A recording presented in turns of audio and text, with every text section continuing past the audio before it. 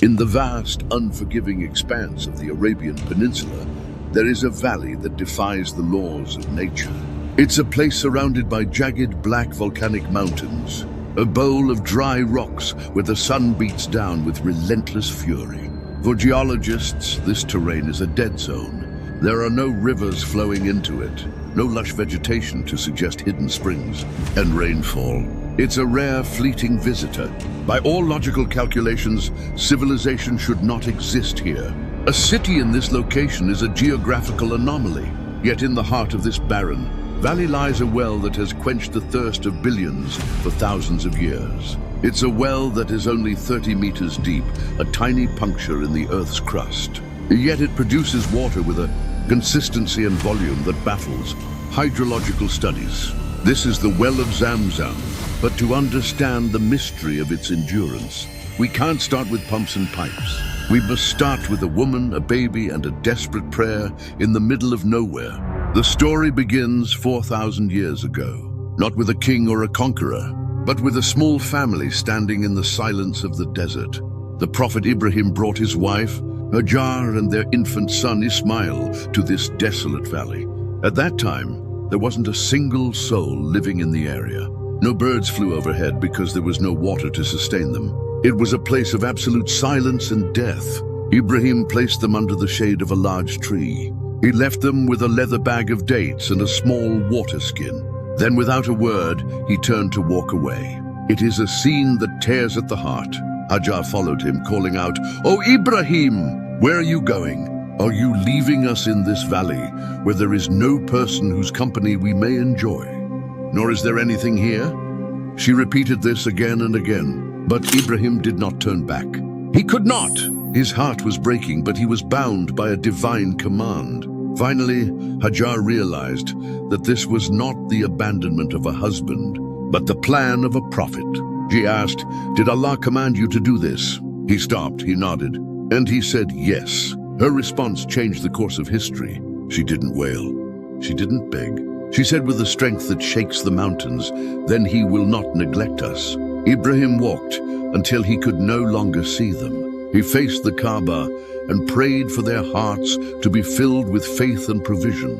But faith does not mean the absence of struggle. The days passed. The water skin ran dry. Hajar, a nursing mother, grew dehydrated. Her milk dried up. The baby, Ismail, began to cry from hunger and thirst. There is no sound in the world more agonizing to a mother than the cry of her dying child. Desperate, she ran to the nearest hill, Safa. She climbed to the top, scanning the horizon for a traveler, a bird, anything, nothing but shimmering heat waves. She ran down the valley and climbed the opposite hill, Marwa. Again she looked, nothing. She ran back to Safa, then back to Marwa. She did this 7 times. This was not a ritual then. It was the panic of a mother fighting for the life of her child. On the 7th run, as she stood on Marwa, she heard a voice. She froze. She looked toward the spot where she had left Ismail. There, standing beside the crying baby, was the angel Jibril. He didn't bring a bucket of water from the sky.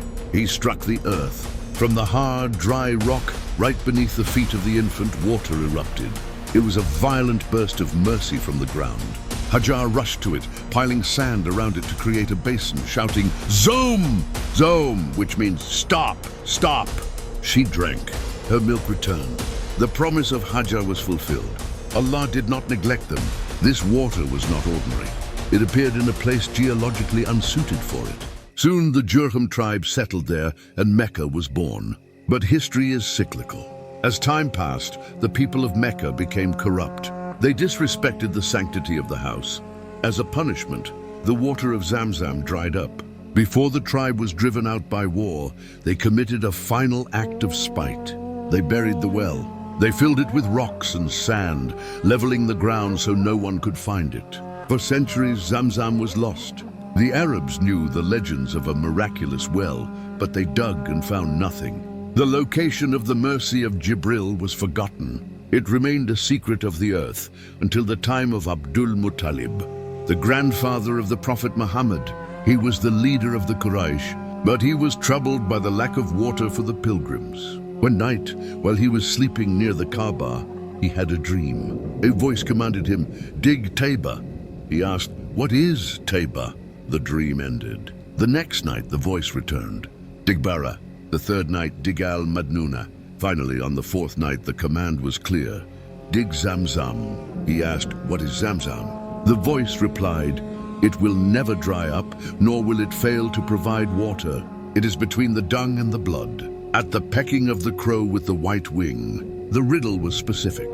The next morning, Abdul Muttalib went to the Kaaba. He waited. He saw a crow with a white patch on its wing peck at a spot on the ground. He knew this was it. He grabbed a pickaxe. The Quraysh watched him, thinking he was mad. But as his pickaxe struck the earth, he hit masonry. He shouted, "Allahu Akbar!"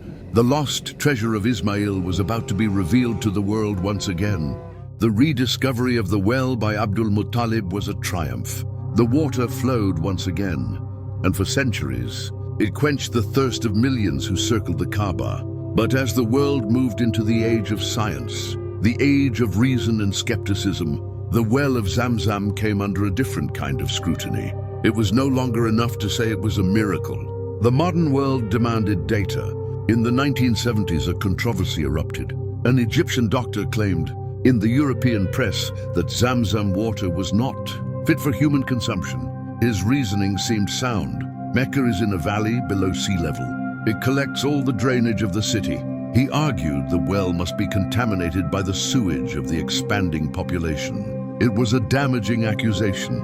It struck at the health and safety of millions of pilgrims. King Faisal, the ruler of Saudi Arabia, was furious. But he didn't respond with anger.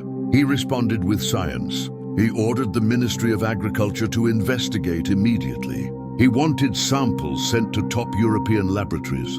The goal was simple: prove, using the standards of Western science, that the water was pure. The task fell to chemical engineer Tariq Hussein.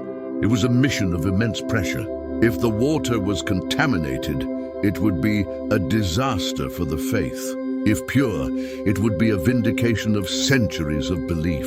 Tariq Hussein traveled to the well, but what he found baffled him. He looked at the small structure housing the well, a tiny pool of water, roughly 18 by 14 feet. He thought, how can this small hole produce millions of gallons every year? It didn't make geological sense. No massive reservoir, no pipeline connected to the Red Sea, just a small well in the middle of a rocky valley. They decided to test it. Massive pumps drained water at 8,000 liters per second. The water level dropped, but what happened next left engineers speechless. Water wasn't seeping slowly like a normal well. It was surging. From the bottom, under the bedrock, water rushed in like a roaring river. The rate matched the pumps. They couldn't empty it. The more they took, the more the earth gave. It was as if the well was alive, responding to the demand. When they stopped the pumps, the water returned to its original level in just 11 minutes. To understand it fully, an assistant was lowered into the well. Standing in water up to his chest, he felt the movement of the earth beneath his feet. No pipes, no channels. The water gushed from fine cracks in the metamorphic rock. This is the geological secret.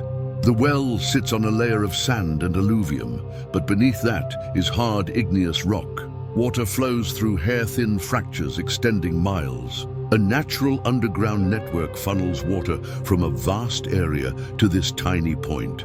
It's called a fractured reservoir, but the speed defies models. Usually water moves slowly. Here it moves with a velocity suggesting a pressurized channel. Samples sent to London and Paris revealed the truth. The skeptics were silenced. No bacteria. Chemically unique. High levels of calcium and magnesium explain its taste and energy-boosting effect. Fluoride gives it natural germicidal action. Despite centuries and millions drinking, it stays pure. The well is only 30 meters deep, but it has never run dry. Modern pumps, extreme honge demand.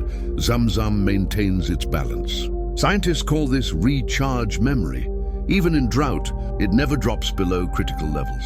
Science explains the how, but not the endurance. A finite resource behaving like an infinite one. Tariq Hussein realized he wasn't just looking at a hydrological report. He was looking at the chemical signature of a miracle. The water was Tabor, pure and bara abundant. just as Abdul Muttalib's dream promised. But the miracle of Zamzam isn't limited to geology or chemistry. If we stop at rocks and minerals, we miss the true essence. It has a history tied to the Prophet Muhammad, peace be upon him. Long before the revelation in the cave of Hira, Zamzam prepared him spiritually. During the event of the splitting of the chest, the angel Jibril opened his chest, washed his heart with water from Zamzam. Why Zamzam? Born from absolute trust in Allah, it carries the spiritual DNA of reliance. Twice it purified his heart, including before the night journey. Zamzam cleanses the soul as well as the body. The Prophet said, "The water of Zamzam is for whatever it is drunk for." It adapts to the intention. Healing becomes medicine. Protection becomes shield. Thirst becomes quenched. Stories throughout history testify to this. Scholars, the sick, the desperate, they drank it with certainty, and they were sustained. Abu Dhar al-Ghifari drank only Zamzam for 30 days, gained weight, felt no hunger. The Prophet said, "It is blessed. It is food that nourishes." Modern nutritionists say impossible. Water has 0 calories. But Zamzam defies the counter. It contains barakah, divine blessing that sustains beyond physical calculations. Today, the King Abdullah Zamzam water project bottles sterilizes and distributes millions of liters daily.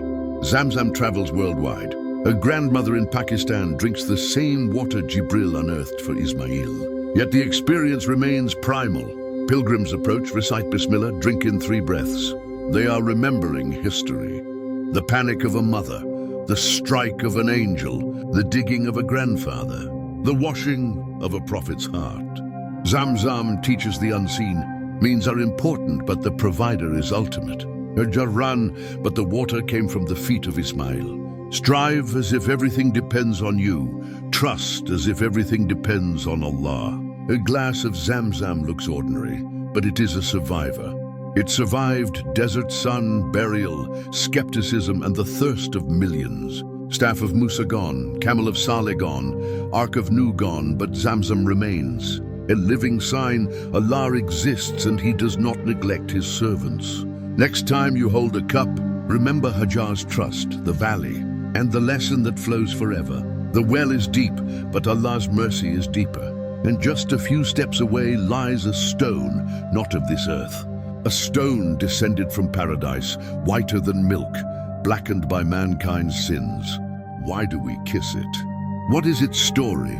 And what happened when an army of elephants tried to destroy the house? Join us in the next video as we uncover the secrets of the black stone and the year of the elephant.